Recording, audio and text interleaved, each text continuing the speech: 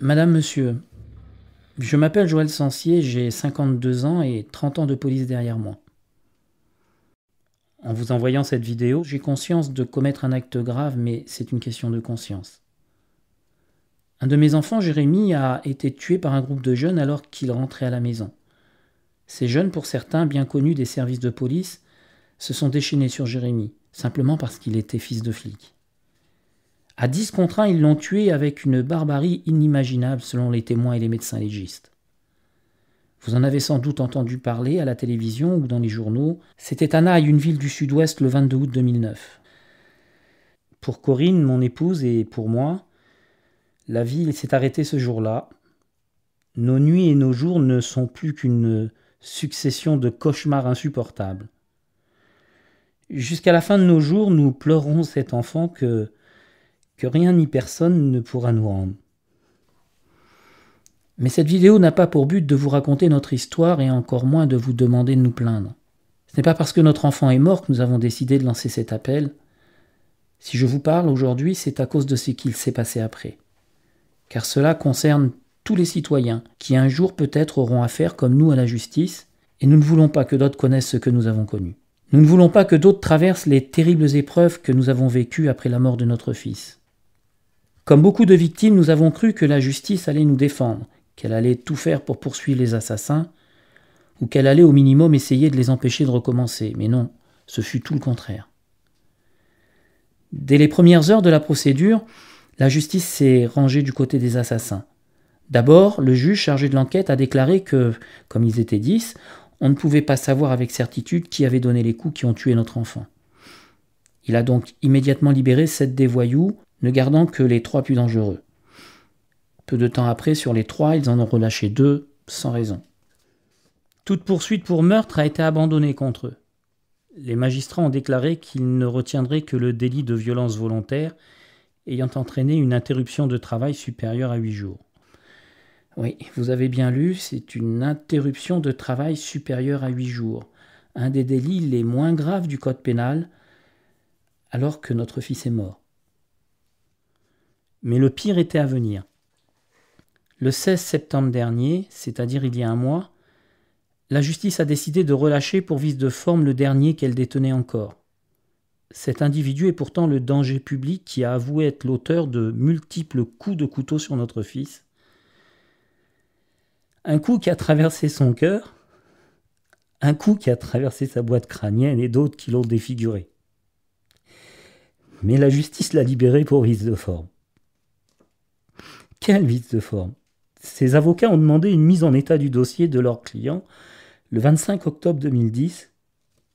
Il s'agit pourtant d'une simple formalité purement juridique, sans aucune conséquence pratique sur la culpabilité de l'accusé. La chambre d'instruction avait 3 mois pour leur répondre, mais elle a dépassé ce délai, alors les avocats ont exigé la libération du jeune, et la Cour de cassation leur a donné raison, il a donc été immédiatement libéré.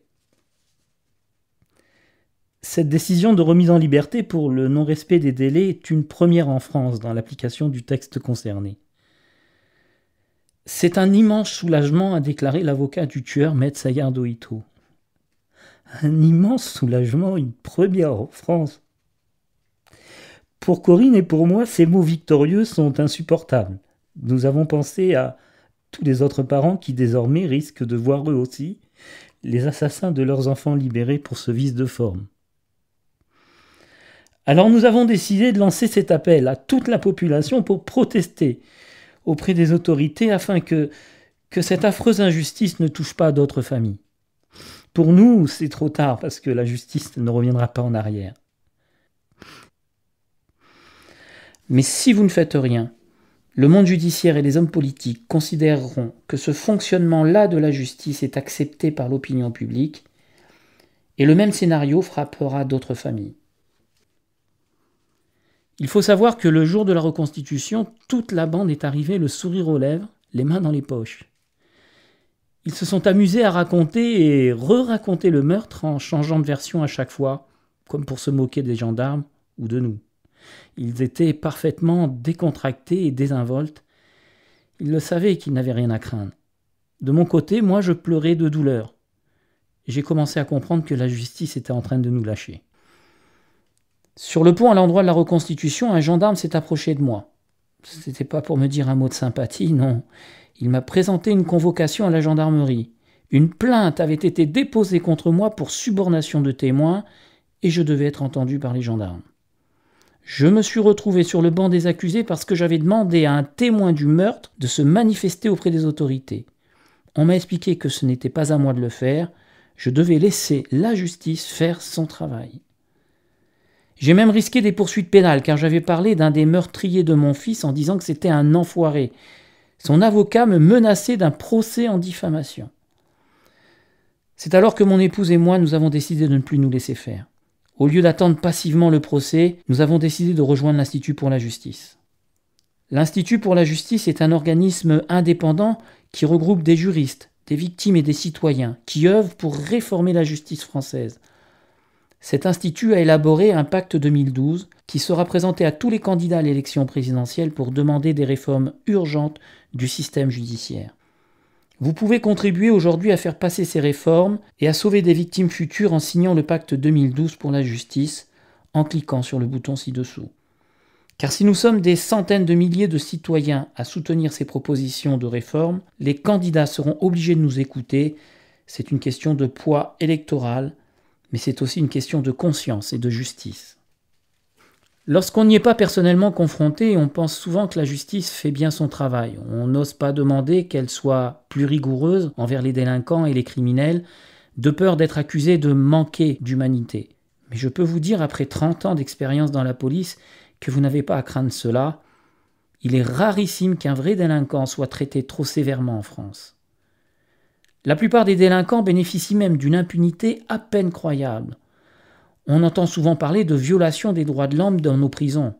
Mais savez-vous pourquoi 225 détenus dans une prison de Lyon viennent de lancer une pétition pour dénoncer des conditions de détention inacceptables ? Ces conditions inacceptables, c'est qu'il leur est interdit d'utiliser la PlayStation 3 dans leurs cellules. Il n'est pas rare que la justice relâche un délinquant arrêté des dizaines, voire des centaines de fois par la police. Le préfet de police de Paris lui-même en a témoigné dans la presse le 8 septembre dernier. Il a cité le cas d'un homme qui venait d'être arrêté pour la 97e fois. Peut-on imaginer pire mépris pour les victimes ?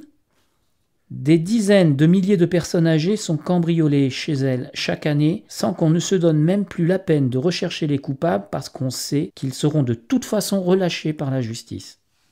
Des femmes se font violer ou disparaissent et on laisse leurs agresseurs libres de recommencer sous des prétextes dérisoires. Aujourd'hui, il est grand temps que les candidats aux élections s'en aperçoivent. Mais si nous voulons être sûrs qu'ils se prononcent officiellement, alors il est indispensable que nous soyons des centaines de milliers à signer le pacte 2012 de l'Institut pour la justice. J'espère que vous allez le signer et transmettre cette vidéo à tout votre entourage. Il ne s'agit pas de mesures répressives et encore moins de réclamer un retour en arrière.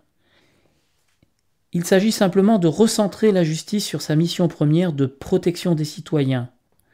Instaurer un fonctionnement normal, moderne et juste de l'institution judiciaire, adapté à la réalité d'aujourd'hui et dans lequel les citoyens puissent avoir confiance. Nous demandons que les peines de prison soient vraiment appliquées quand elles sont prononcées. Il faut savoir en effet qu'actuellement, 80 000 peines de prison restent non exécutées, faute de place. Nous demandons que les victimes aient au moins autant de droits que les accusés, car aujourd'hui, la triste réalité est que les délinquants ont souvent plus de droits et de considération que les victimes. Nous demandons qu'aucune atteinte aux personnes et aux biens ne reste impunie, car les plaintes classées sans suite sont une invitation à la récidive. Nous demandons que les lois nous protègent vraiment des criminels récidivistes. Aujourd'hui, la perpétuité dure 20 ans en moyenne. Même les prédateurs les plus dangereux ont vocation à sortir de prison. Nous demandons que la justice et les magistrats soient responsables devant les citoyens parce que leurs décisions sont prises au nom du peuple français. La mise en œuvre de ce pacte serait un changement considérable pour la protection des citoyens et des victimes. Mais même si ces mesures peuvent vous paraître évidentes, elles n'ont aucune chance d'être reprises par les candidats à la présidentielle et votées dès 2012 si des centaines de milliers de citoyens ne se manifestent pas pour les demander maintenant.